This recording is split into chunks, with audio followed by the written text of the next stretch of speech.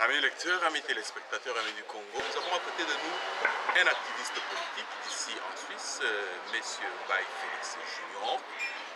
Monsieur Mbaye Félix Junior, bonjour. Bonjour, Cheikh Fita. Vous avez suivi les commentaires, l'analyse de notre compatriote Kamba.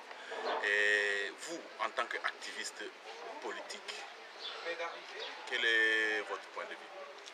Alors mon point de vue est simple parce qu'il faut dire que je n'ai pas lu les livres, mais avec l'aide de notre aîné qui avait lu et qui nous a très bien expliqué, je suis en train en fait de renforcer mes craintes parce que je comprends tout simplement que le pouvoir du tricheur Kanambe alias Kabila est en train de mettre en place tous les systèmes possibles pour rester à vie. Donc Kanambe CCC.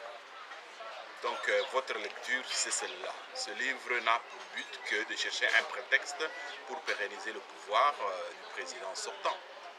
En effet, pour moi, c'est tout à fait cela. Et puis, encore, je peux même dire mieux, c'est que ce livre est là un peu pour essayer de voir la réaction de l'intelligentsia congolaise et puis voir comment est-ce que cette intelligentsia va réagir.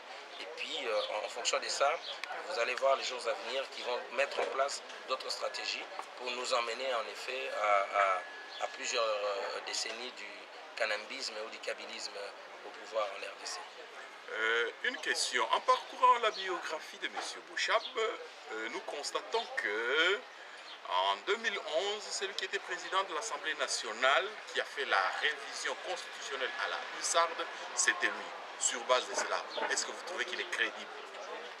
En effet, c'est ce qui étonne quand même, hein, parce que c'est pour cela que, pour moi, j'ai tout à fait l'impression que ce livre n'a rien au fait de juridique, parce qu'il se sert de sa position en tant que juriste pour justifier ou préparer, disons, ses plans politiques. Donc je suis très étonné de voir qu'une personne qui a participé à l'élaboration d'une constitution, qui l'a soutenue et qui revient aujourd'hui avec des projets très politiques, mais il se cache toujours derrière ce côté qu'on va dire de juriste, hein. Mais le plan de M. Bouchab est tout à fait clair. Et ça, je vous le dis, c'est une opération politique qui consiste à rester à vie. Sinon, il nous aurait sorti ses livres beaucoup plus tôt, et puis on aurait entendu Bouchab parler et commenter sur cette constitution pendant les 5 premières années de leur règne. Oui, une autre question. Ce livre donne l'impression d'une critique objective. Or, on sait que le pouvoir en place a toutes les manettes du pouvoir. Est-ce que c'est objectif, c'est critique? Du fait qu'ils ont la majorité, ils auraient pu faire là. C'est eux qui ont agi en mal. Mais lui, subitement, il apparaît comme une instance critique par rapport à leurs propres agissements. Est-ce que c'est crédible? Ça ne peut pas être crédible, ça c'est du déjà vu, hein. Vous savez, même sous le mobutisme, de temps en temps vous aviez des personnes comme ça qui voulaient apparaître comme des personnes très éclairées et puis qui nous amenaient une contradiction qui s'avérait être fausse parce qu'au final ils revenaient dans les rangs. Ça ne peut pas être crédible. En tout cas, je crois que nous sommes juste dans ce que je suis en train de répéter depuis le début, dans une démarche politico-politicienne afin de rester à vie au pouvoir. Donc je crois... Bon, le drame aussi reste là-dedans parce que cette constitution, qui la connaît vraiment au Congo? C'est aussi ça le problème, parce qu'ils veulent modifier des choses. Mais qui est-ce qui a pris connaissance de cette constitution? Et Bouchab lui-même, quelle a été sa démarche? Parce qu'on me fait dire qu'il est professeur à l'université.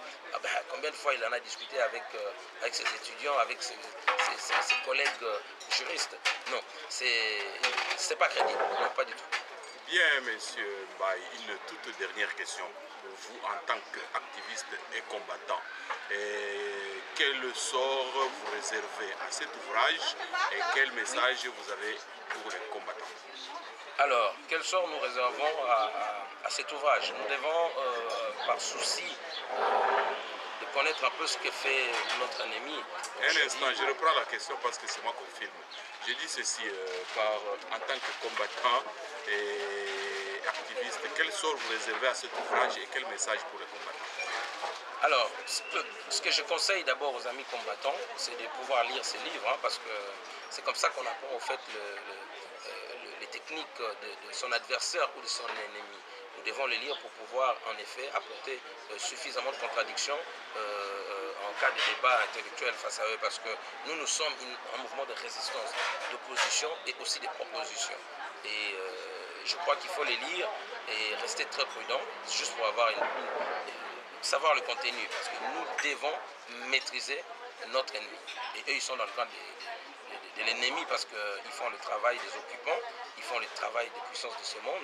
Donc ce sont des collabos, Baloki à Congo, comme on le dit en Lingala. Donc nous devons aussi apprendre à lire ce qui se passe dans leur tête, même si on sait d'entrée que l'objectif de ce genre d'ouvrage, c'est de pouvoir faire la promotion de ce gouvernement, de ces pouvoirs d'occupation. Le message aux amis combattants, c'est que nous devons continuer dans le combat. Et le plus intelligent à faire actuellement, c'est quoi? C'est que chacun puisse utiliser le domaine dans lequel il sait le plus briller. Donc, que ceux qui savent écrire des lettres auprès des institutions le fassent, que ceux qui organisent des marches et des manifestations continuent à les faire, que ceux qui peuvent secouer autrement ce pouvoir le fassent, parce que le but ici, c'est qu'on puisse travailler en symbiose et synchroniser un peu nos efforts. Et avec quel objectif? C'est l'objectif de Kabila, dégage. Kanambe dégage. Je ne parle pas ici de la personne de ce Kanambe, je parle du système en lui-même. Il faut déraciner, démanteler, déraciner ce gouvernement et puis doter la RDC d'une vraie démocratie. Voilà le message et je lance un appel à tout le monde pour que l'on puisse essayer de travailler de plus en plus ensemble, nous tous qui sommes dans cette idée du changement. Merci.